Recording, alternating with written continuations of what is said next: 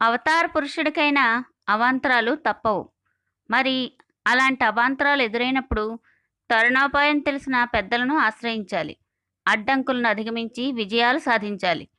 ఈ విషయాన్ని తెలియచేసే కథ విజయ ఏకాదశితో ముడిపడి ఉంది.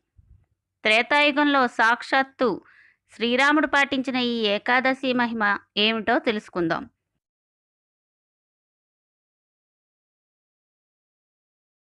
మాఘమాసం బహుళపక్షంలో వచ్చే ఏకాదశిని ఎలా పాటించాలో, దాని మహత్యం ఏమిటో తెలియచేయమని ఓసారి ధర్మరాజు శ్రీకృష్ణుణ్ణి అడిగాడు. అప్పుడు శ్రీకృష్ణుడు, దీనికి విజయ ఏకాదశి అని పేరు. ఆ రోజు ఉపవాస జాగరణలతో మహావిష్ణువును పూజిస్తే ఎవరైనా అవాంతరాలను అధిగమించి విజయ పరంపరలు అందుకుంటారు అంటూ ప్రారంభించి ఆ కథ ఇలా వినిపించాడు. ఓసారి నారదుడు బ్రహ్మలోకానికి వెళ్ళి బ్రహ్మను ఈ ఏకాదశి గురించి అడిగాడు. దానికి బ్రహ్మ, కుమారా, ఇంతవరకు ఎవరికీ నేను దీని గురించి చెప్పలేదు.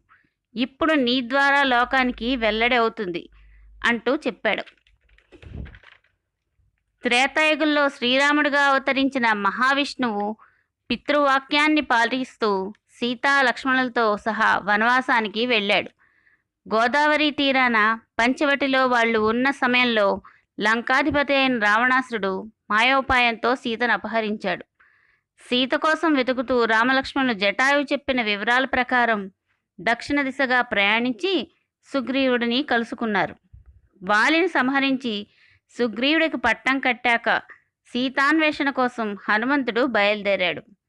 లంకలో సీతను కనుగొని లంకాదహనం చేశాక తిరిగి వచ్చి ఆమె జాడను శ్రీరాముడికి నివేదించాడు.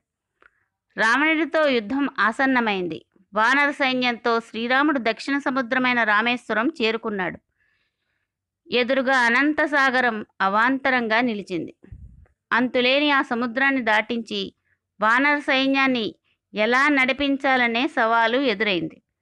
ఈ విషయంపై చర్చించినప్పుడు లక్ష్మణుడు అక్కడికి సమీపంలోని వాకదల్భ్యుడు అనే మహర్షి గురించి చెప్పాడు.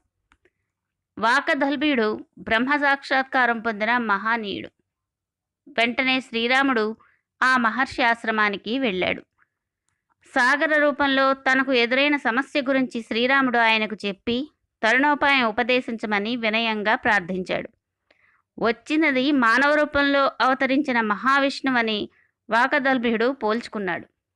తన తపస్సు ఫలించిందని పొంగిపోతూ ఆయన, శ్రీరామ, అవతార పురుషుడివయ్యా నువ్వు, నన్ను కరుణించి నా ద్వారా లోకోపకారం కోసం ఈ విషయం చెప్పిస్తున్నావు. వచ్చేది మాఘబహుళ ఏకాదశి. నువ్వు నీ పరివారం అంతా సాగర తీరంలో ఉపవాస దీక్ష పూని వ్రతాన్ని ఆచరించండి అంటూ విధి విధానాలు వివరించాడు.